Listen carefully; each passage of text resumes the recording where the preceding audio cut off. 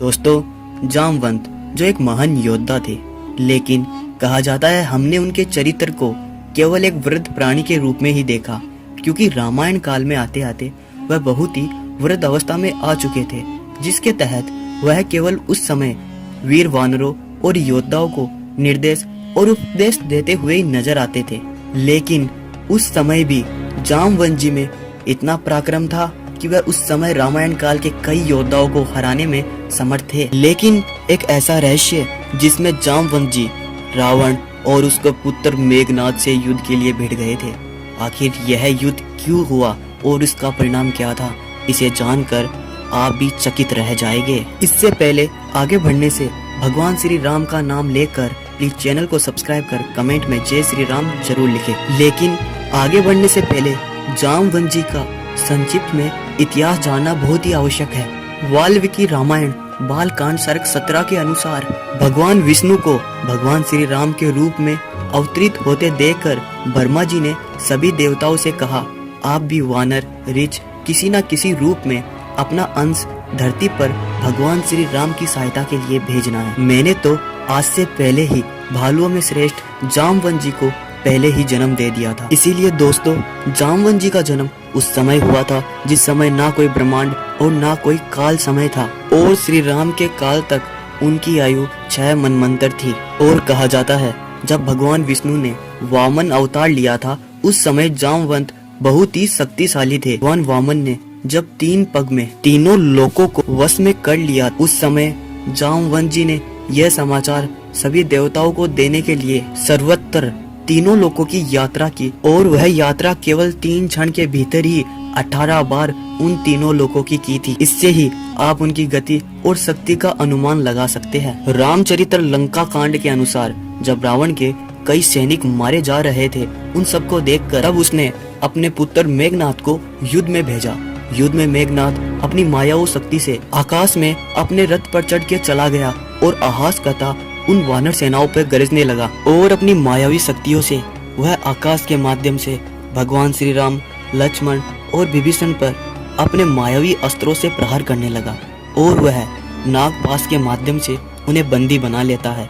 यह देखकर देवता भी काफी घबरा जाते हैं, किंतु वहाँ खड़े जामवंत जी उस समय कहते हैं, खड़ा रह दुष्ट, तू ऐसी हरकत कर रहा है जो क्षमा करने योग्य नहीं है।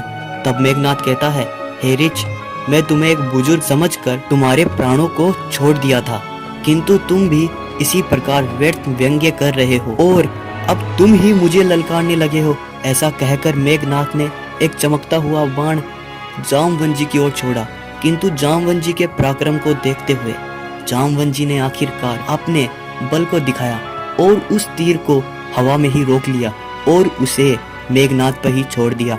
वह तीर मेघनाद को जाकर लगा और वह धरती पर आके गिर गया। तब मेघनाद बहुत ही अचंभित हुआ, लेकिन जामवंत जी क्षण से उसके पास पहुंचे और उसके एक पैर को पकड़कर उसे बहुत ही चारों ओर घुमाने लगे।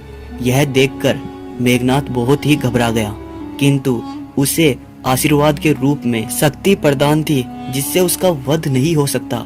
इसीलिए जामवंत जी ने मेघनाद को घुमाकर लंका की ओर भगा दिया। और जब मेघनाद की लंका में गिरने के बाद मूर्छा टूटी, तो वह अपने पिता रावण के समक्ष खड़ा होने के लायक नहीं रहा। वह अपने आप पर बहुत ही लज्जा महसूस कर रहा था। इसके बाद रामचरित्र लंका कांड के अनुसार जब रावण का ऋचों और वानरों से युद्ध हो रहा था, उस समय नल, नीर, अंगद सब योद्धा मिलकर रावण पर पर्वतों और वृक्षों से प्रहार कर रहे थे, किंतु रावण उन्हीं पर्वतों और वृक्षों को पकड़कर वानरों और उनकी सेना को मार रहा था। उस समय नल और नीर रावण पे चढ़ गए और अपने नाखूनों से उसके ललाट को फाड़ने लगे, जिसके कारण रावण का बहुत ही ज्यादा रक्त बहने लगा। उस रक्त को देखकर रावण बहुत ही ज्यादा क्रोधित हो गया।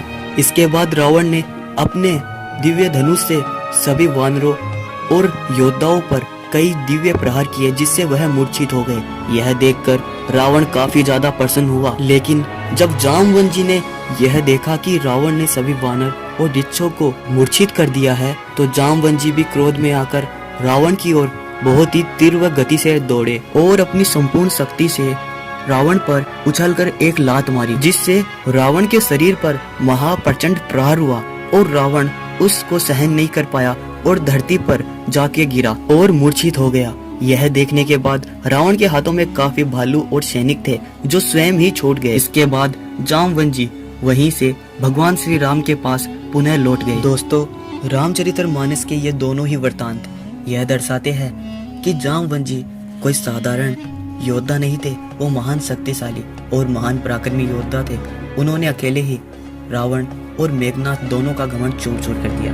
अगर आपको हमारी वीडियो पसंद आई है तो कमेंट में जय श्री राम जरूर लिखें और आने वाली वीडियो के लिए कमेंट जरूर करें।